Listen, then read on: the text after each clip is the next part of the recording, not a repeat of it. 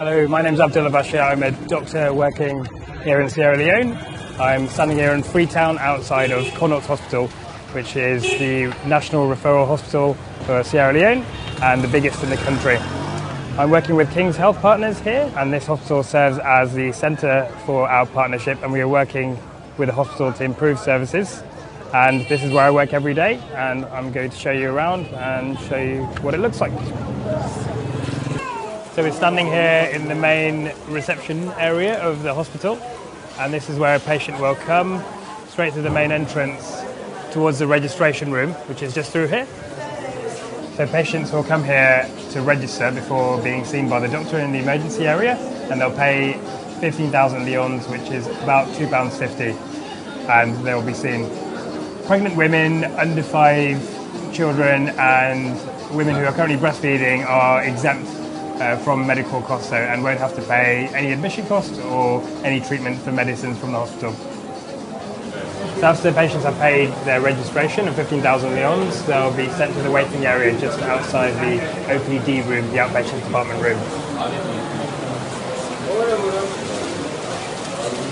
So this is the waiting area for the OPD. As you can see, it's only 2 benches in a very small space, so it can become a little bit cramped. But patients wait here very patiently before they're seen by the doctor, just inside. So this is Nurse Rebecca. She is a nursing aide working in the outpatients department. She works here in the day shift, and she runs this show here. And this is where I normally work day to day. As you can see, it's quite bare. There's only a desk, a couple of chairs, and an examination couch. There's no other equipment here to diagnose a patient, to check what their vital signs are. The doctor has to bring their own blood pressure machine, own thermometer, own gloves, and there's no medications available here to give to the patient, as well as other consumables such as IV cannulas or fluids. So unfortunately they're very sick, but we can't really do anything for them in this room.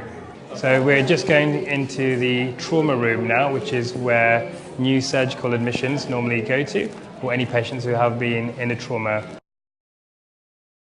Unfortunately, there's no clear criteria of what kind of patient should end up here, so it's not always surgical.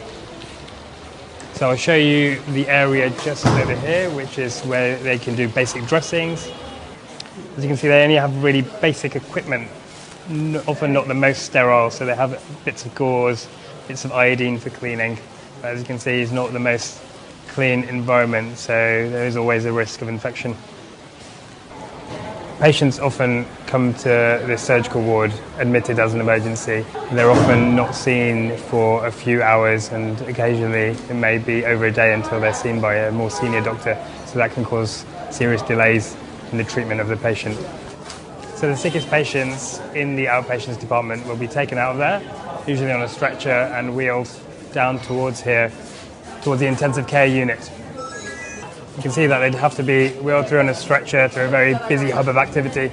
Lots of people can see. It can often be raining, like it is today. So this is the intensive care unit, and this offers the patient the best treatment that the hospital has.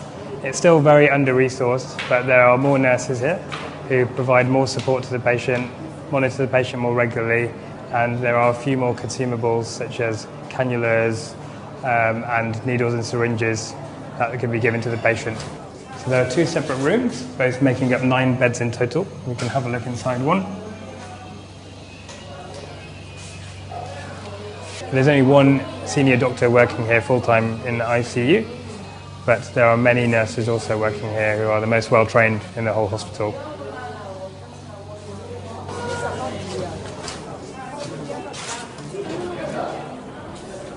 So this is the Department of Radiology. Here there are 2 X-ray machines which offer plain X-rays, and also an ultrasound scanning machine upstairs. In the UK we're really reliant on X-rays to guide us on our diagnosis and treatment of the patient, but the reality of the situation in Sierra Leone is that many patients can't afford them, so doctors have to think really carefully before telling the patient that they have to pay for them, and it may be that a patient can't afford to eat for the next week if they get money for an X-ray instead. So it's a world away from the NHS, which I'm used to working in, where you can see all the films on the computer screen and change everything in a click of a button. But here are very rudimentary things which people are working with, but as efficiently as they can. So this is one of the female medical wards. There are altogether 4 medical wards in Connaught Hospital, 2 male and 2 female. So this is a typical example of what a ward looks like. As you can see, it's quite bare, just a few beds in here. There's not much equipment available in here in an emergency setting. Again, patients will have to buy all their own medicines, gloves for the nurses and doctors, needles and syringes, and everything else. So patients on all the wards get 3 daily meals, all for free, provided by our hospital. And here we have the delicious jollof rice provided by our chef. It does look very tasty. It smells very good. And on this floor we have the laboratories. We have hematology, biochemistry, microbiology. And we'll just go and see an example of a lab, and we'll check out the microbiology lab. Here the lab technicians here hard at work. They are able to use a microscope, for example, to look at urine and look for bugs, bacteria in urine, but they find it is quite difficult to get an adequate blood culture. This is where they would bring specimens from tissues taken as biopsies in theatre, for example, and they'll have a look at them under the microscope and try and determine what kind of samples they are. We can see a lump taken out of a breast in a pot here, and they're just kept in little pots that you used to get the old 35mm film in, so they're not officially sterile pots. But you can see it's really improvised with specimen pots here. So we have a Tupperware box, and we have milk powder box and old medication boxes to use to store specimens instead of the regular sterile specimen pots we're used to back in the UK. So we're just walking towards the back of the hospital. You can see here are the toilets that patients' relatives and visitors would use. Many of the patients' clothes and relatives' clothes are washed here and left out to dry. Interestingly, if patients' relatives are coming from far afield, outside of Freetown, then they will often not have a place to stay, so they'll end up sleeping in the courtyard area of Connaught Hospital. And you can see the views of Crew Bay just behind, which is one of the poorest parts of Freetown. Unfortunately, in the area in the back of the hospital, which is still inside the compound, you'll often find a lot of medical waste as well, so dirty needles and syringes on the floor, and gloves and other medical waste. So we're just about to enter the paediatric surgery ward. So this is a paediatric surgical referral centre for the whole country. Kids of all ages will come here. And children under 5 will get free treatment, which is an initiative run by the government. I have a big variety of conditions that present here, from congenital conditions from birth to burns, which is actually a very common problem in Sierra Leone and in Freetown especially, where you have a lot of urban poverty, people living in close quarters, lots of open fires, and lots of children running around and unfortunately suffering burns as a result.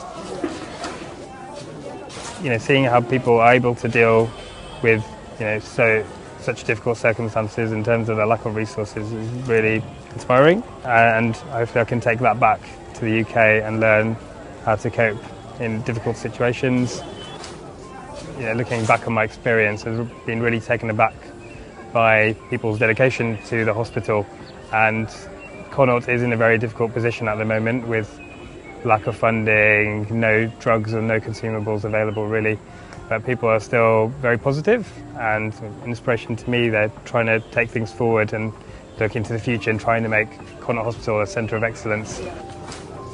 So I hope you've got an idea of what it was like just by showing you around. I think it was really rewarding and it was a really unique opportunity for me, and I look forward to coming back in a few years and seeing how the King's partnership has strengthened Connaught Hospital.